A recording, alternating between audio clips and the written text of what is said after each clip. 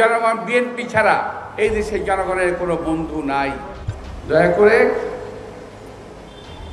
আমি আশা করব যে 31 দফা কর্মসূচি যেটা আছে, আমাদের কার্যক্রম যেটা আছে, এটাকে এই সরকার কিছুটা এদিক ওদিক করে হলো সংস্কার কাজ দ্রুত শেষ করে দিতে পারে এবং দ্রুত জুন জুলাইয়ের মধ্যে নির্বাচনের ঘোষণা ওনারা দিতে পারেন।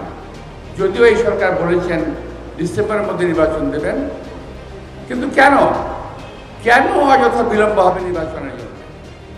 নির্বাচন যদি দিতেই হয় এখনই কেন নয়?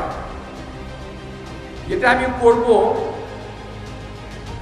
সেটা কেন কালকে? যেটা আমি পরশুদিন করবো সেটা কেন কালকে নয়? যেটা আমি কালকে করবো সেটা কেন আজকে নয়? যেটা আমি আজকে করবো সেটা কেন এখনই নয়? আমি তো বুঝতে পারি না। যে হাড্ডির পাশের মাংস খাইতে খুব মজা লাগে। হাড্ডির পাশে খাইছে না? হাড্ডির পাশের মাংস খাইতে খুব মজা লাগে। মাংস নরম হয়, হাড্ডির পাশে মাংস নরম হয়, খাইতে খুব মজা লাগে। তো যখন নাকি বিএনপি একটি বড় দল, একটি সুন্দর দল, একটি গোছানো দল, এই দলের বদনাম করতে খুব মজা লাগে, খুব মজা লাগে। বিভিন্ন দল একযোগে,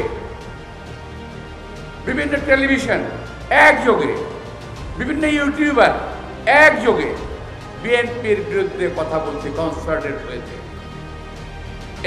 এগুলাকে প্রতিরোধ করার জন্য আমাদের কাজের মাধ্যমে জনগণের পাশে থেকে, জনগণের সঙ্গে থেকে বোঝাতে হবে জনগণ বিএনপি ছাড়া এই দেশে জনগণের কোনো বন্ধু নাই।